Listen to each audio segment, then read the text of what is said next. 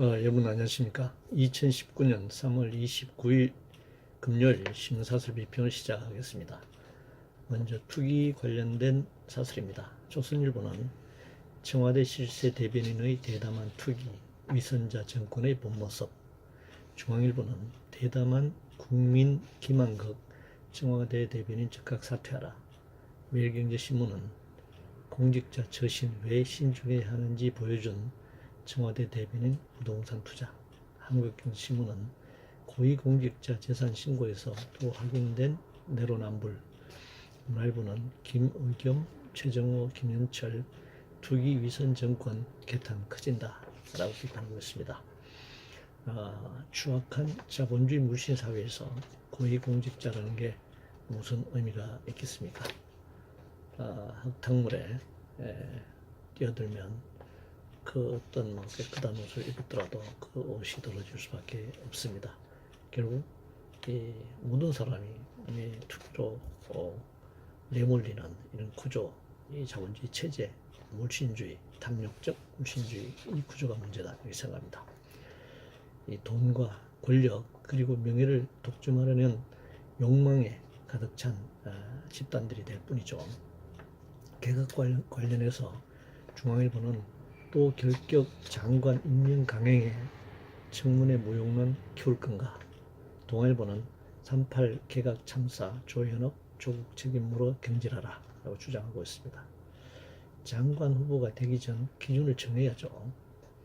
그 기준에 미달하면 아예 후보가 되지 말아야 합니다. 최소한 가구당 평균 이상의 재산의 경우에는 국고에 헌납하고 장관이 되는 것이 옳다 그렇게 생각합니다. 한반도 비핵화 관련해서 조선일보는 미국 그동안 북에 충분히 속았다. 이것이 북핵 폐기의 출발점이다 이렇게 주장하고 있습니다. 이런 논리라면 미국만 북한에 속은 게 아니고 북한도 미국에 속은 것이죠. 협상에 있어서 서로 협상안을 제출하지 않은 상태에서 자기 중심의 어떤 기대만 갖는다. 그런데 그 기대가 충족되지 않으니까 상대가 나를 속였다라고 주장하는 것은 이건 옳지 않고 서로가 속인 결과가 되는 것이죠. 인구 감소와 관련해서 조선일보는 예상보다 10년 일찍 올해부터 한국 인구 줄어든다. 매일경제신문은 눈앞에 닥친 인구 감소 재앙, 파격적 대응책 내놓아야 한다. 인구가 감소하는 것만 걱정할 것이 아니라 지금 있는 인구 5천만의 이 인구가 제대로 행복한 삶을 어떻게 하면 살아갈 수 있는가. 이것이 더 중요한 것이죠. 현재 존재하고 있는 사람들의 삶의 문제를 더 먼저 걱정해야 한다. 그런데 인구를 계속 늘려야 한다. 저출산이 걱정이니까 계속 출산을 높여야 한다 라는 것이 과연 무엇을 위한 것인가.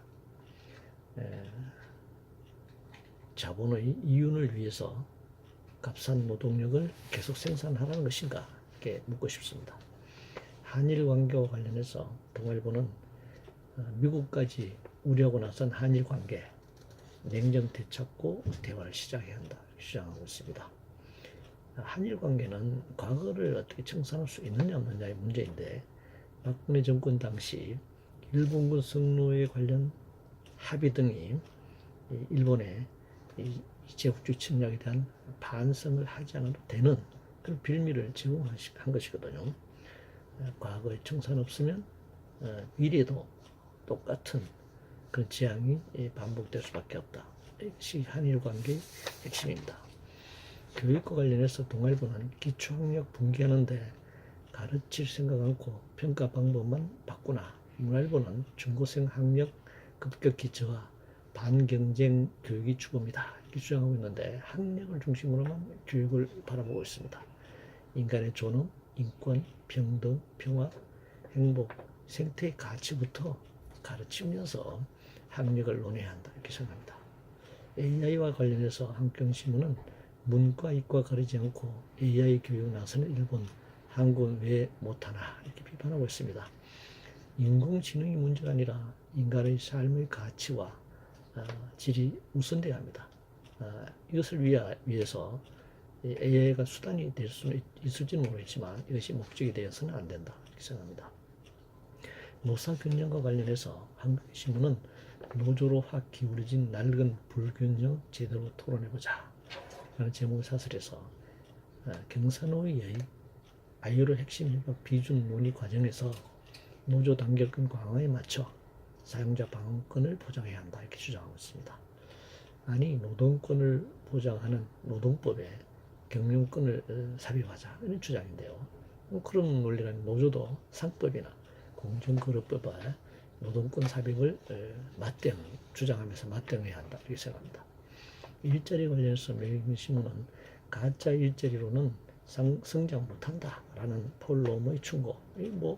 외국의 경제학자, 특히 미국의 노벨 경제학상을 받은 경제학자들 말이면 지구주선한 진리인 것처럼 이렇게 호들갑을 떨고 있는데요. 노동시간 단축을 통해서 만약 그것이 양질의 일자리가 있고 가짜 일자리는 안 된다면 양질의 일자리를 나눠야죠. 이 장시간 노동 체제에 있는 양질의 일자리를 나눠 가지면 된다. 그러면 양질의 일자리가 늘어나는 것이잖아요. 정부가 실업률을 줄이고 고용률을 높이기 위한 정치적 목적으로 만약에 가짜 일자리라는 것은 없습니다만 굳이 하지 않아도 될 일자리를 늘리는 것은 안 되는 것이죠. 아예 소위 말하는 4차 산업혁명이 됐던 신기술, 기술혁신에 의해서 일자리가 사라진다고 하면 기본소득을 지급하는 그런 방식으로 실질적으로 고용률을 높이는, 억지로 높이는 방식보다는 기본소득을 지급하는 방식으로 경제를 운영해야 하고 양질의 일자리를 늘리는 방향을 다르게 모색해야 한다고 생각합니다. 경제와 관련해서 문화일보는 경제 흐름 경실하다더니 생산, 소비, 투자 전방이 급락하고 있다 이렇게 비판하고 있습니다. 어떤 정권도 자신이 집권하는 동안에는 그런 식으로 옹호해왔죠. 이것은 정책의 문제라기보다는 자본주의 체제의 문제입니다. 경기의 어떤 순환 과정의 문제고, 특히 오늘날 신자유주의 경제 정책, 경제 성장 정책과 그리고 빠른 속도로 진행되고 있는 기술 혁신이 이런 상황을 더욱 가속화시키고 있다는 점을 우리가 인식할 필요가 있습니다. 이상으로 2019년 3월 19일 금요일 신문사설 비평을 모두 마치겠습니다.